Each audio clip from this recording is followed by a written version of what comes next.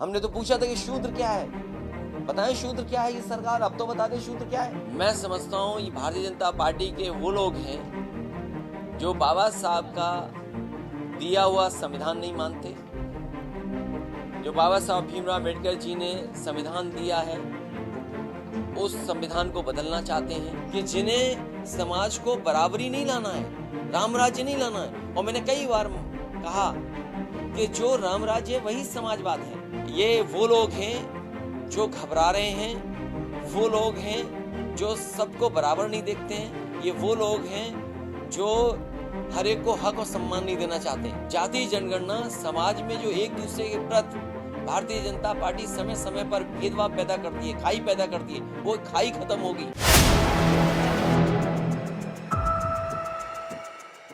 मैं सदन में नहीं रह पाया और जिस दिन मैं नहीं रह पाया उसी दिन भारतीय जनता पार्टी और नेता सदन ने समाजवाद को लेकर के बड़ी टिप्पणी की है। मैं समझता हूँ ये भारतीय जनता पार्टी के वो लोग हैं जो बाबा साहब का दिया हुआ संविधान नहीं मानते, जो बाबा साहब भीमराव अम्बेडकर जी ने संविधान दिया है उस संविधान को बदलना चाहते हैं। ये समाजवाद शब्द तर्क में ये सरकार कह रही कि बाद में आया, लेकिन अगर हम अपने समाज को देखें या हम अपने समाज को समझें तो भारतीय समाज हमेशा समाजवादी समाज के रूप में ही आगे बढ़ा है, जिसमें समाज के लोगों ने एक दूसरे का सम्मान करना, एक दूसरे को कैसे साथ लेकर के जाएं, और जो हमारे संविधान में व्यवस्था दी है कि हमारा जो समाज बने वो समता मूलक समाज बने। डॉक्टर राममनोहर लोहिया ने कहा कि समाज में संपन्न हो और गैर बराबरी खत्म हो, संपन्नता आए। वहीं हमारे नेता सदन का ये कहना कि समाजवाद मृग तृष्णा है और न जाने क्या क्या कहना, जिस भाषण से उन्होंने वो लाइनें निकाली हैं, मुझे दुख है इस बात का। भारतीय जनता पार्टी को समाजवाद सीखने के लिए इतने लाइनें ढूंढनी पड़ी, अंग्रेजी को हिंदी में करना पड़ा। हमें भारत के लोगों को याद है कि अंग्रेजों को भगाने के लिए न जाने कितने लोगों ने कुर्बानी दी है, हमारे न जाने कितने लोग शहीद हुए हैं, जाने गई हैं। कई ऐसे लोग हैं जिनका सब कुछ चला गया, छिन गया, निछावर कर दिया उन्होंने देश की आज़ादी को और आज़ादी दिलाने के लिए, और ये वही लाइनों को दोहरा रहे हैं। यहाँ पर दुख है इस बात का कि जिन्हें समाज को बराबरी नहीं लाना है, राम राज्य नहीं लाना है। और मैंने कई बार कहा कि जो राम राज्य है वही समाजवाद है। अगर राम राज्य की शुरुआत करनी है तो उसकी प्रस्तावना बिंदु अगर कोई हो सकती है तो वो समाजवाद है। अब आप ये कहते हैं सबका साथ सबका विकास, समाजवादी सिद्धांतों पे चले बिना सबका साथ सबका विकास कैसे संभव है? जो लाइनें इन्होंने चुराई हैं, कम से कम मुख्यमंत्री जी को जानना चाहिए कि दूसरे देश के किसी प्रधानमंत्री ने किस रूप में, किन परिस्थितियों में वो कहा, और वो देश कैपिटलिस्ट हैं और ये भारतीय जनता पार्टी भी कैपिटलिस्टों की पक्षधर है, इसीलिए इनको वो भाषण चुराना पड़ा। ये पूंजीवादी के बढ़ावा देने वाले लोग हैं। क्या हमने आपने नहीं देखा प्राइवेटाइजेशन कर देना, जो समाज में आखिरी व्यक्ति है उस तक संपन्नता पहुंचे वो नहीं, बल्कि केवल कुछ लोगों के हाथ में पूरी संपत्ति आ जाए, और गरीबों को खुश करने के लिए थोड़ी बहुत योजना चला देना, धर्म के नाम पर उन्हें गुमराह करना, ये रास्ता है। वो समाजवाद के बारे में समझते नहीं हैं, न जानते हैं, न इस बाबा साहब का दिया हुआ संविधान को ये मानते हैं, ना ये डॉक्टर राममनोहर लोहिया का समाजवाद समझते हैं, और ना ही भगत सिंह जी का समाजवाद समझते हैं। भगत सिंह जी और न जाने कितने क्रांतिकारी वो लोग थे जिन्होंने समाजवादी सिद्धांत को पकड़ा। उन्होंने कहा कि जो संघर्ष और जो जोखिम उठा रहे हैं या हमारी जो निछावर हम कर रहे हैं, इसीलिए कि जो व्यवस्था बने वो समाजवादी व्यवस्था बने, क्योंकि समाजवादी व्यवस्था से ही देश का भला हो सकता है। सर, उनका ये कहना कि जाति जनगणना नहीं होगी, जाति जनगणना से जातिवाद फैलेगा। ये वो लोग हैं जो घबरा रहे हैं, वो लोग हैं जो सबको बराबर नहीं देखते हैं, ये वो लोग हैं जो हर एक को हक और सम्मान नहीं देना चाहते हैं। जाति जनगणना हो जाएगी तो कम से कम सरकार को ये पता रहेगा कि कौन जाति कितनी पिछड़ी है, किसको कितनी आवश्यकता है। सरकार अपने पॉलिसी, अपने कार्यक्रमों के माध्यम से कम से कम वहाँ तक योजना पहुँचाने में कामयाब होगी। आज बहुत सारी जातियाँ हैं जिन तक तमाम योजनाएं नहीं पहुँच पा रही हैं। ये जाति जनगणना खुशहाली का रास्ता होगा।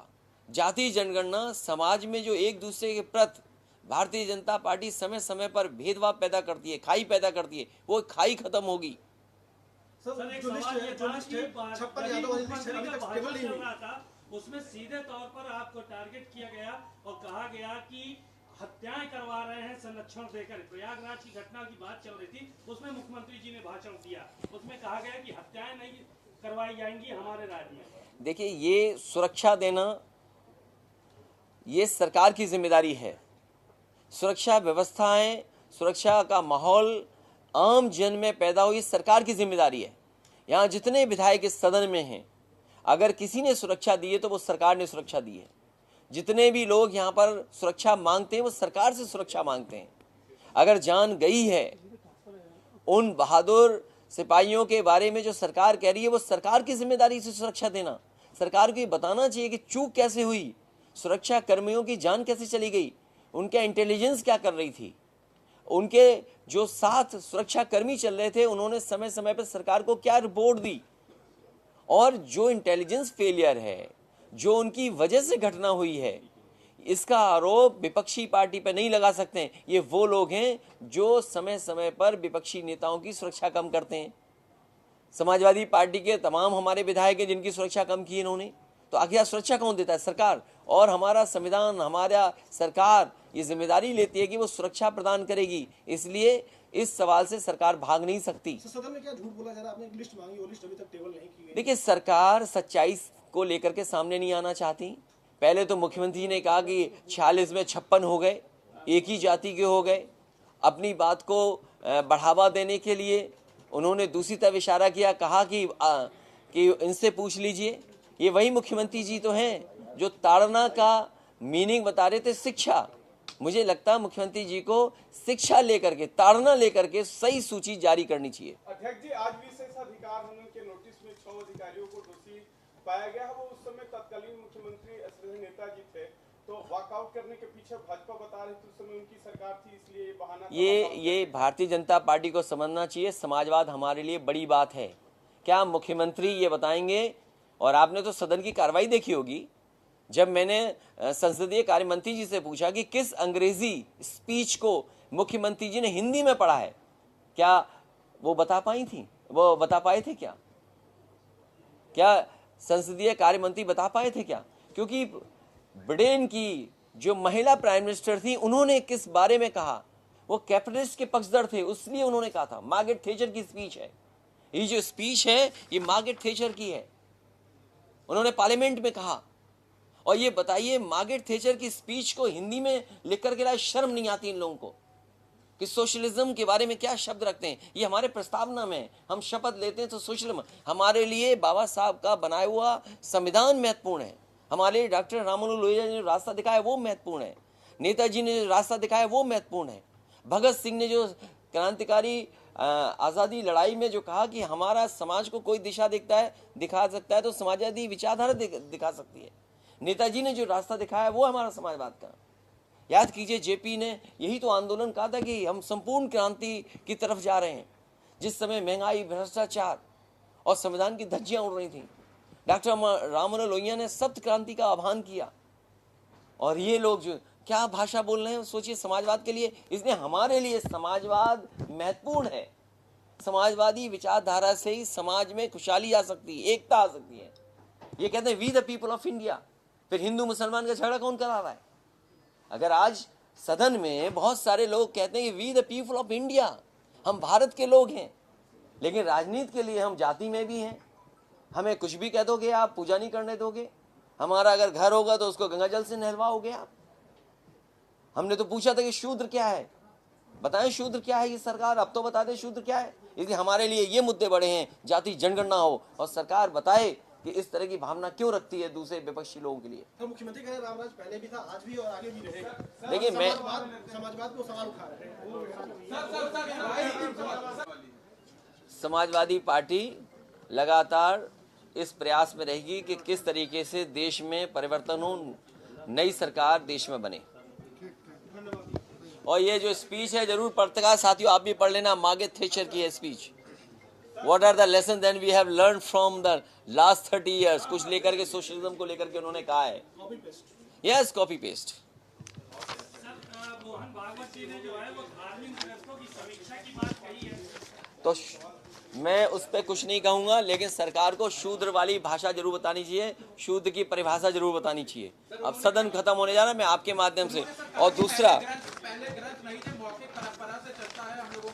दूसरा आपने भी भाषण सुने होंगे, हम लोगों ने जो सवाल किए थे माननीय मुख्यमंत्री जो सरकार से, गवर्नर स्पीच में जो अभिभाषण में जो सवाल किए थे और बाद में बजट में जो सवाल किए थे, एक भी सवाल का जवाब नहीं दे पाए।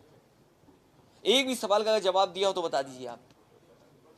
ये सरकार वो जो बजट नहीं खर्च कर पा रही है, ये सरकार वो जो हमारे किसानों को धोखा दे रही है, ये सरकार वो जो आज भी सदन में कह रही है, और देखिए कितने कॉन्फिडेंस से सरकार कह रही है कि सबको रोजगार दे दिया।